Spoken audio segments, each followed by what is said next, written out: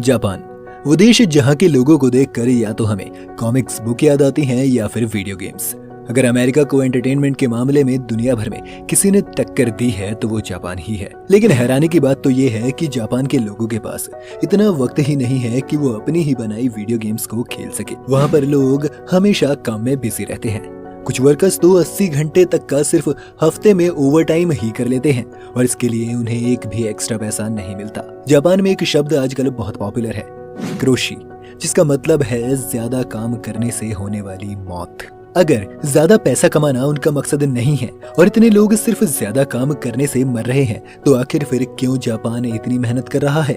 क्या ये कोई मजबूरी है या बस उनके वर्क कल्चर का हिस्सा? जानेंगे आज हम सब, तो बने रहिए वीडियो के अंत तक। साथ ही वीडियो के शुरू होने से पहले चैनल को सब्सक्राइब करना और बेल आइकन दबाना भी मत भूलिएगा।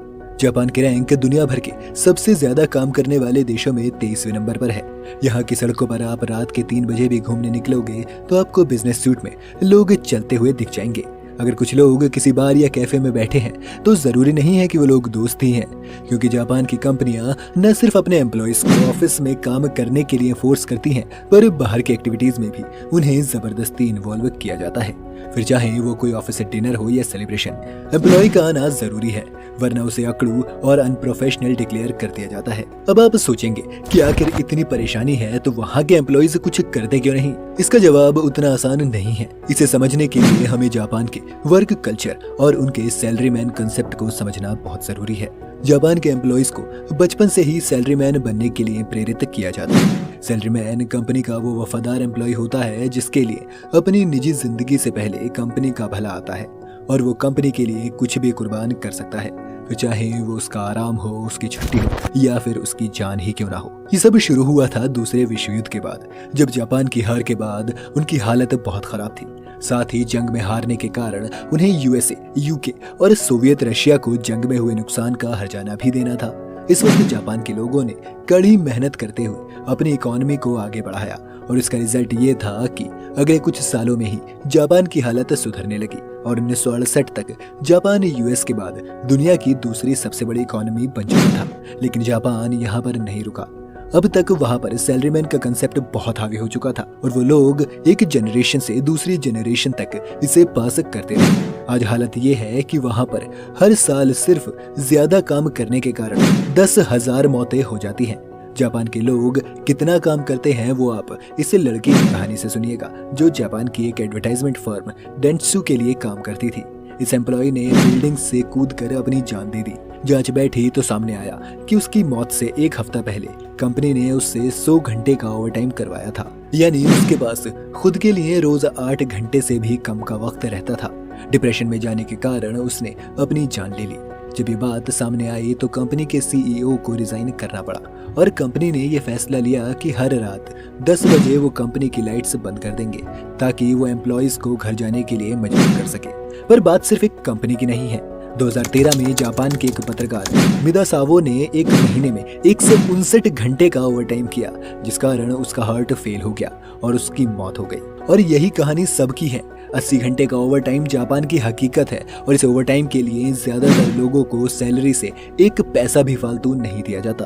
अगर आपको लग रहा है कि ये सब अब बंद हो जाएगा तो आप बिल्कुल गलत हैं, क्योंकि 2011 में जब से चीन ने जापान को पछाड़कर दुनिया की दूसरी सबसे बड़ी इकोनॉमी का खिताब पाया है, तब से जापान में फिर से पुराने दुश्मन चीन को पछाड़ने की होड़ तेज हो गई है। जापान में यूं तो एम्प्लॉयज को साल भर 20 छुट्टियां लेना अलाउड है, लेकिन ज्यादातर एम्प्लॉयज 10 से ज्यादा छुट्टियां ले नहीं पाते हैं। इसका एक कारण सैलरीमैन कंसेप्ट से आता गिल्ट भी है। जापान में सिर्फ 52.4% लोग ही ऐसे हैं जो अपनी पूरी छुट्टियों का इस्तेमाल करते हैं। कोई नहीं चाहता कि वो काम से छुट्टी ले, क्योंकि जापानियों को ऐसा करने में शर्म आती है। उन्हें लगता है कि जब उनके आसपास के लोग ऑफिस आ रहे हैं तो उनका छुट्टी लेना गलत है। यह गिल्ट उनसे ज्यादा काम करवाता है। यह गिल्ट उन्हें घर जल्दी जाने से भी रोकता है और जापान के लोग ज्यादा काम करने को अब शान समझने लग गए हैं। लेकिन यही बात जापान को खाई भी जा रही है। सबसे इंटरेस्टिंग बात यह है कि ज्यादा काम करना आपकी प्रोडक्टिविटी को नहीं बढ़ाता। आप सिर्फ तब प्रोडक्टिव हो सकते हैं जब आप स्ट्रेस ना लें और रिलैक्स रहें। इसलिए जापान की प्रोडक्टिविटी इतना काम करने के बावजूद भी काफी कम है। G7 देशों की लिस्ट में जापान में सबसे लंबे वर्किंग आवर्स हैं, लेकिन जापान की प्रोडक्टिविटी सबसे कम है। जापान में इतना काम होने का दूसरा कारण उनकी जनसंख्या भी है, जिसमें 26% लोग सीनियर सिटीजन्स हैं, जिनका भार सरकार और बाकी युवाओं पर है। एक स्टडी के मुताबिक जापान के सीनियर सिटीजन्स की संख्या में अगले 20 साल में 20% का इजाफा और हो जाएगा। जापान में काम करने के लिए लोग कम हैं और जापान बाहर के देशों को जल्दी अपने यहाँ काम करने की इजाजत नहीं देता। आज जापान के टोटल वर्कफोर्स में सिर्फ 1.6% लोग ऐसे हैं जो जापान से नहीं है। अमेरिका में ये संख्या 8 से 9% है। सरकार ने इसे देखते हुए भी बीते कुछ सालों में अपने इमिग्रेशन लॉज को थोड़ा नरम किया है, लेकिन जब तक उनका वर्क कल्चर नहीं सुधरेगा, दूसरे देशों से लोग भी जापान आने से कतराएंगे ही। हाल के कुछ सालों में इन सब चिंताओं को लेकर सरकार गंभीर हो गई है और उन्होंने कई प्रोग्राम्स लॉन्च किए हैं। जैसे पहला है प्रीमियम फ्राइडे, जिसमें हर महीने एक शुक्रवार को एम्प्लॉइज को 3 बजे घर जाने दिया जाएगा।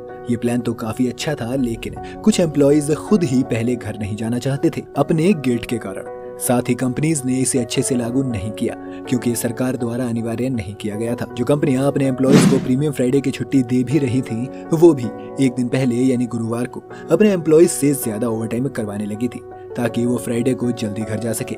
इसलिए ये स्कीम एक तरह से फेल हो गई। जापान की सरकार इस तरह के नियम भी लाई है कि अगर आप किसी एम्प्लॉय से ओवरटाइम करवा भी रहे हैं, तो अगले दिन उसे काम पर बुलाने से पहले आपको उसे एक पर्याप्त टाइम देना होगा जिसमें वो आराम कर सके। इसके साथ ही सरकार ने माउंटेन डे के नाम से एक नई छुट्टी भी बनाई है और माउंटेन डे के साथ अब जापान में कुल राष्ट्रीय छुट्टियों की संख्या 16 हो गई है। इस काम के प्रेशर को मैनेज करने के लिए जापान के लोग और ज्यादा रोबोट्स का सहारा भी लेने लगे हैं। वहाँ अब रोबोट्स लोगों की देखभाल से लेकर गाय का दूध निकालने तक सभी काम करने लगे हैं। पर क्या ये काफी होगा, कोई नहीं जानता।